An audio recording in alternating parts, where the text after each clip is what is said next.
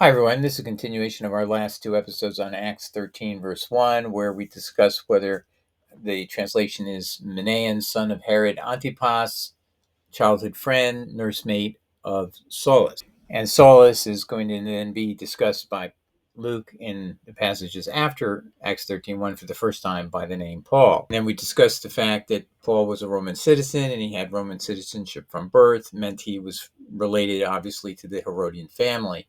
And that would be the explanation why he would be a childhood friend or a nursemate of Manaen, the son of Herod Antipas. Okay, so and we've gone through all that. We'll review a little bit of the proof on that in this episode if you haven't seen it, but we're going to focus here on now. Is it plausible that Herod Antipas was in the same town or vicinity or proximate with Saul Paulus while he's raising his son Manaen? So let's take a look. This is why we're going to focus on this question today. Was Paul, this is on the left side there, was Paul born in a city within a 2-hour horse ride to Herod Antipas's residence? Okay, so we're going to determine his residence. We're going to determine where Paul was born. We're going to determine, the horse distance and see how it all works out, okay? Okay, so we're going to just do a brief review of where we have been. Acts 13:1 correctly reads, and Manaen, son of Herod the Tetrarch, was a nursemaid or childhood friend of Saulus. Okay, we've established that in a prior episode. And we explained the reason, and I'm just going to give you a synopsis here from AI. It's going to help me out here to make it simple. In the New Testament, the patronymic genitive, and the word Manaen here is a nominative Greek noun. However, this word, Herod the Tetrarch, is all in genitives. Genitive, masculine, singular, all three, okay? And that means when you have a name of a person, Manaen, and then you have the name of another person in the genitive, that's a patronymic genitive language, and it dictates that it should be translated Manaen, son of Herod the Tetrarch. Not even difficult, not even a controversy. And so even AI is going to back me up on this one. In the New Testament, the patronymic genitive, which indicates a person's parentage, I decided, let me just ask it, show me some patronymic genitives in the New Testament, and they gave it to me. So it's just going to cut through a lot of the delay in you understanding this is absolutely a fact. And I already established it in a lengthy video, maybe 20-minute video, in the 2 videos back. But if you haven't seen it, this is going to give you a quick synopsis. In the New Testament, the patronymic genitive, which indicates a person's parentage, appears primarily in genealogies and to identify individuals with common names. In the Greek, the word for son, huios, is sometimes explicitly used with the genitive, in case of the father's name. That'd be one way of doing it. Or the father's name may be placed in a genitive case, which is what we have here. Herod the Tetrarch is all in a genitive case by itself to indicate the relationship. So you can just do that. You don't have to put in the word huios, son. You can just say father's name. And I just want to point you out here. This is exactly how looks in Mark 2, verse 14. He identifies Levi, the son of Alphaeus, solely by the same thing you see here in Acts 13:1. You just put genitive case for the word Alphaeus, and then Levi before that, so it would be Levi. Genitive case Alphaeus would then be Levi, son of Alphaeus. Now I want to go through this just step by step so you can test me out on this yourself. So what do we have here? We have Levi and we have Alphaeus, right? And one is before the other, and then they have a small article. It doesn't effectively make any difference in the sentence here. Levi, and then that was a noun here, appear, an accusative, and then now you have a noun, genitive. See that? Genitive, masculine, singular. So how would you translate where you have a name, Levi's a name, and you have another name, and the second name is in what we call a patronymic genitive, masculine, singular? You would translate it very easily, Levi, son of Alphaeus. And that's exactly how it's translated in Mark 2:14 in every Bible. Why isn't it done the same way in Acts 13:1? That's a good question, and we're going to keep that on our minds because that's an important question. Why does it keep being mistranslated? And I'm going to give you a suggestion later why. All right, so I thought to myself, well, unless Paul lives near Herod Antipas as a young child and can visit often, Luke's claim in Acts 13:1 would make no sense. So now let's see if we find out that Paul did live right near Herod Antipas's house, or at least he was born there. Let's put it that way. Okay, so while I was thinking about that and totally not looking for it in this passage, I found where Paul was born. And again, I wasn't even looking for this. This is how study works, is you have to randomly study and you'll find things by accident. And so this is unintentional. So I found it. Jerome in De Viris Illustris, that's on Illustrious Men, 393 AD, in chapter 5. This is from the 1999 edition of the Fathers of the Church, volume 100, page 12. This is the Halton translation, and it says this: Paul, formerly called Saul, this is Jerome writing in 393, an apostle, over and above the number of the 12 apostles, was of the tribe of Benjamin and the town of Giscala in Judea. When this was captured by the Romans, he moved with his parents to Tarsus in Cilicia. So when Jerome wrote this, he is saying that Paul came from the town of Giscala in Judea. After that time, that town was captured by the Romans, he and his parents moved to Tarsus in Cilicia. So now that's key here to understand. There's no other way to read this but that Paul began his life in this town of Giscala in Judea. Technically, it was Judea in the era that Rome is thinking where he is. It's now called Judea, but at the time it was actually Galilee, okay? So let's take a look here. And so I would translate it as born in, and I'll explain and defend that in a minute. So he was born in the town of Giscala in Judea, and then when it was captured by the Romans, he moved with his parents to Tarsus. So he didn't begin in Tarsus, he began in the town of Giscala. And here's the book I was referencing, translated by Halton, okay? So it's a very reputable book. I think the Catholic Church sponsors it, I think. All right. How close is Giscala to Herod Antipas' residence at the time estimated for Paul's birth estimates, which are 5 BC to 5 CE? Okay, that's in Wikipedia. Well, let's read this. This should be a real shocker here. Herod Antipas treated Sepphoris as his primary residence and capital for approximately 40 years, and roughly 4 BCE to AD 39. He began rebuilding the city after it was destroyed by the Romans and made it his capital until he founded Tiberias in AD 19. And then it goes on, after which he began to move his main seat of power there. That means to Tiberias. So gradually over time, he moved to Tiberias. So I'm just going to focus on AD 19 as the period, but it could even be longer that Paul is still in Galilee and is not yet moved to Tarsus. So obviously, if the Sepphoris is near where Paul is born and living, and he's born approximately 5 BC according to Wikipedia, there would be a period from 4 BC to at least 19 BC that Paul is living in proximity to Herod Antipas if they are approximate. So let's take a look at that. So I then asked AI, well, what is the distance between Sepphoris and Giscala? And it says it's 12 miles.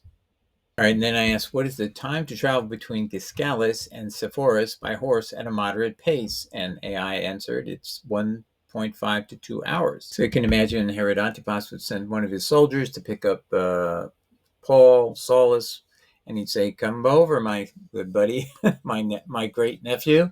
And that's how you can perfectly explain what Luke was saying in Acts 13:1. Manaen was the son of Herod Antipas and a childhood friend or nursemaid of Saul.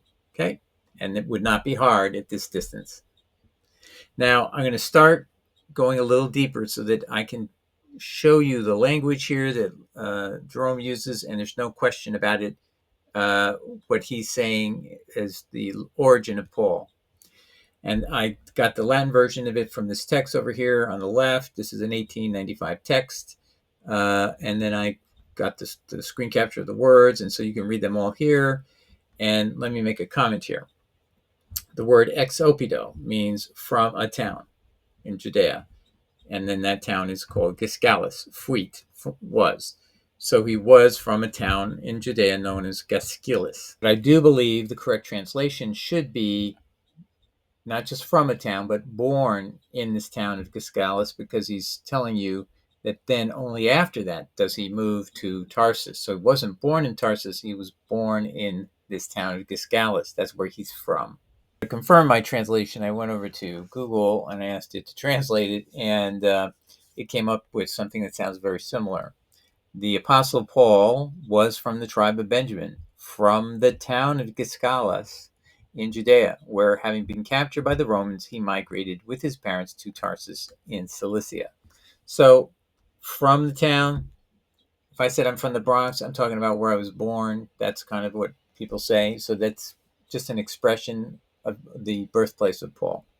So my final translation would be this: the Apostle Paul, who before was known as Saulus, and an extra addition to the number of the 12 apostles, born from the tribe of Benjamin and born at Giscala of Judea, who, when it was captured by the Romans, migrated with his parents to Tarsus of Cilicia. I think that would be a fair translation. And if any of you've listened to any of my biographical statements, my mother's boss put me through school unbeknownst to me. I didn't know why I'm going to top prep school in my high school years, and I studied Greek and Latin. I received a scholarship, but I found out when I graduated law school that my mother's boss was a millionaire, took a liking to me, and was a Jewish man who wanted to do a mitzvah to take care of this poor woman, his secretary, my mom, Mary. Her name was Mary.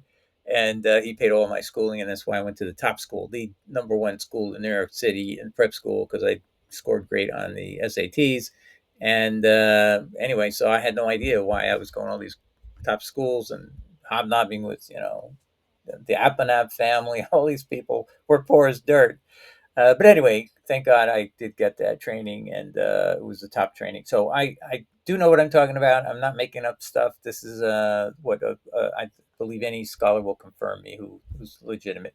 All right, so let's continue. Now you're going to, if you are familiar with the book of Acts, you're going to wonder, didn't Paul say he was born in Tarsus? Well, we'll get to that later. I want to explain to you why Jerome could have even have written what he said and not realize it was a conflict with the book of Acts, because he never did a translation of the book of Acts. He personally did not do that. So if there is a contrary text in the book of Acts, he never read it. And he didn't translate the book of Acts. Let's go over that. And so that I want you to see that Jerome is innocent of any wrongdoing in the translation of the book of Acts.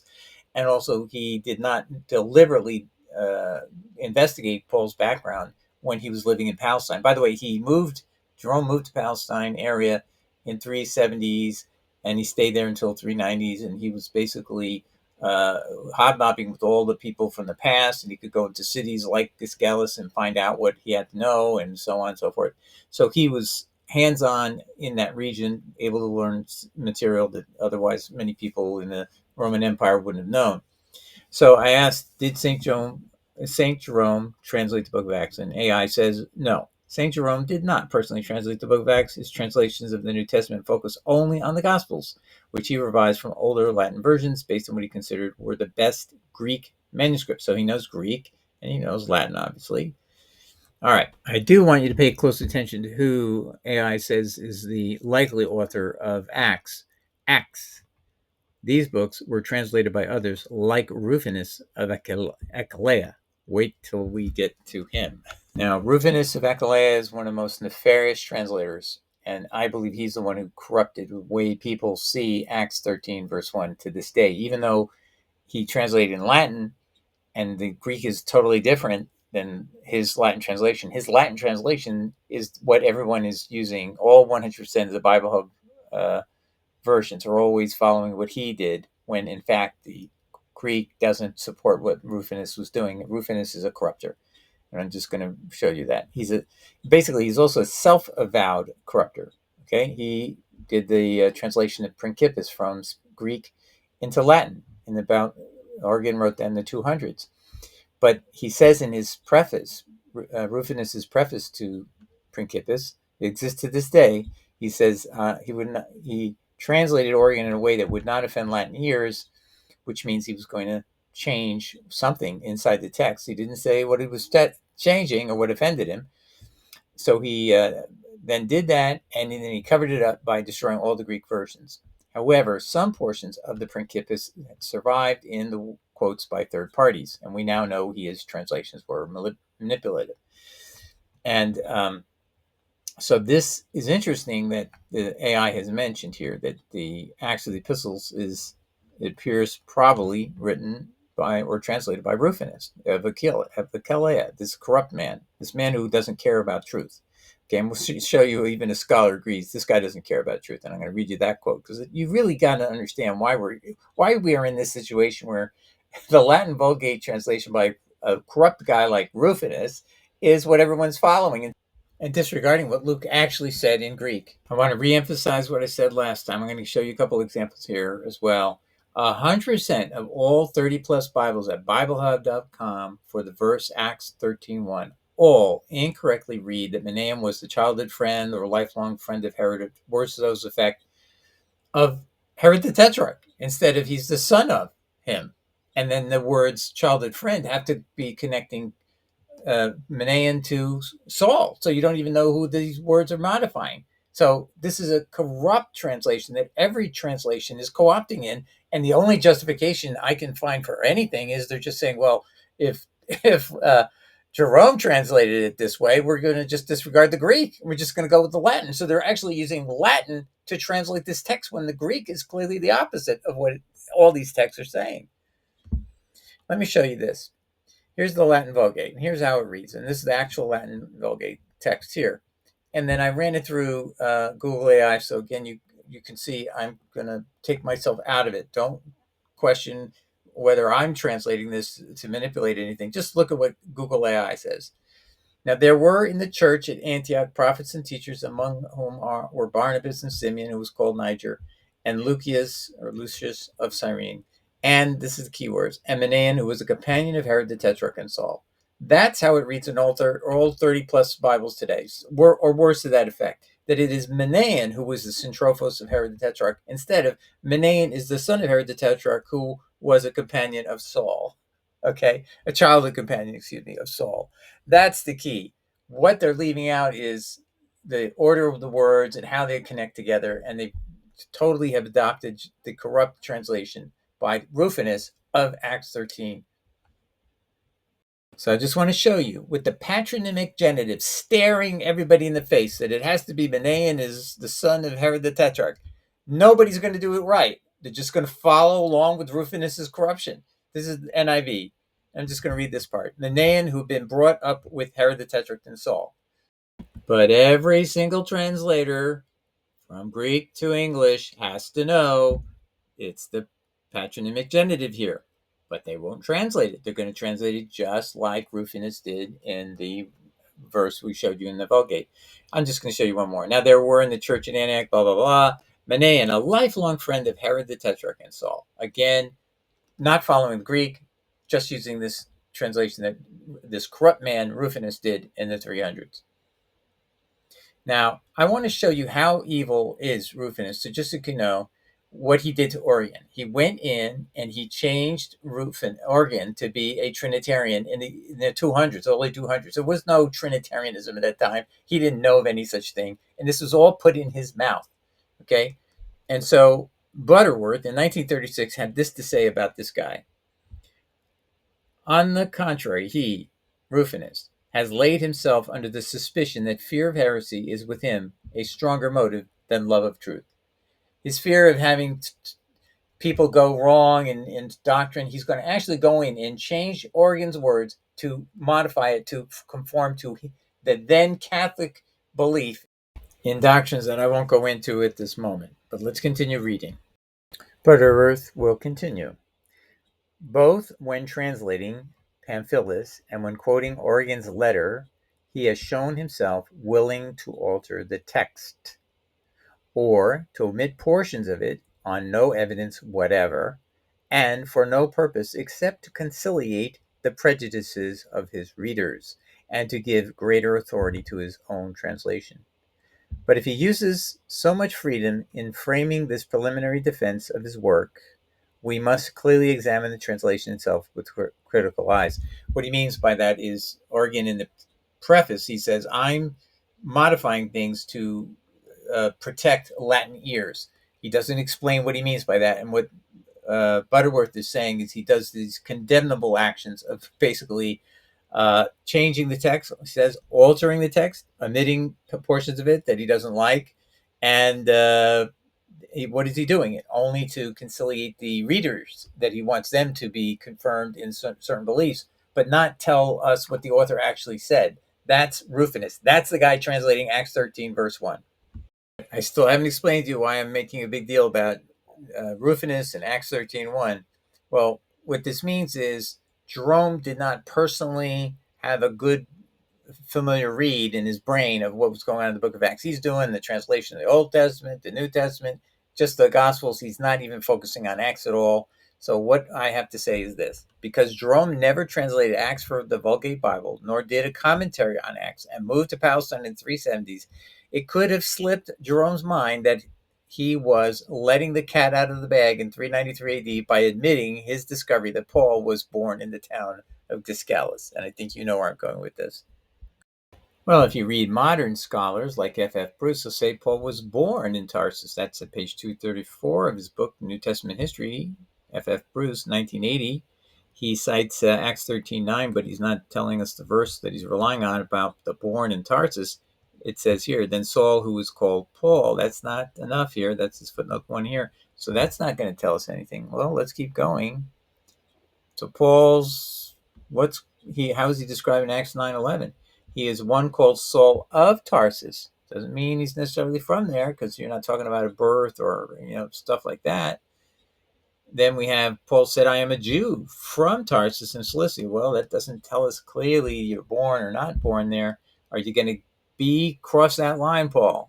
Then here's where Paul crosses the line. Acts 22:3. I am indeed a Jew born in Tarsus of Cilicia, proven false by an objective investigation by one of the leading voices of pro-Paul Christianity, which is Jerome himself, but he forgot. He didn't know this was there. I wonder if he would have just practiced silence, meaning don't say anything about where I found out he was born. But that's our benefit, is that he did. God, I believe God providentially often orchestrates things, and I think God orchestrated that he wouldn't do the book of Acts. He would be living in Palestine. He'd be able to go there and learn things, just as like where Paul was actually really born, and then tell us facts that otherwise we wouldn't have known. Then that would help us piece together all these facts. And so we do know where he was born. It wasn't in Tarsus. It was in that town of Giscala in Galilee. All right, so when we go back to our initial slide, was Paul born in a city within a 2-hour horse ride to Herod Antipas's residence? The answer is yes. And he lived there from about the same time Herod Antipas moved in there at 4 BC. So that would explain why he's in there, okay? And he lived there at least till 19, Christian era. So he could have lived longer, but by that point, Herod Antipas was splitting up residences, so who knows how that might have changed the arrangement. But that would mean from basically 23 years of Paul's life would have lived with Herod Antipas. And that would explain why Paul is serving the high priest and is helping to kill Christians and so on, because his father, Herod Antipas, is the one who ordered Jesus' death. When Pilate said, I find no guilt in him, but I'll ask Herod Antipas what to do, and he sends him off to Herod Antipas's men and Herod Antipas himself. And Herod Antipas even helps the men. You have to read the text closely to do this exhibition of Jesus with the crown of thorns on his head, send him back that way to to Pilate. And so what he was signifying there is he's a rebel. I don't like rebels. You know what I want you to do with a rebel? They were supposed to be killed. And that's exactly what Pilate did. So there's no doubt who is the true murderer of Jesus. It wasn't the Jews. It was not anything but this guy, Herod Antipas, the guy who raised Paul. All right, God bless everybody. Ciao. Bye.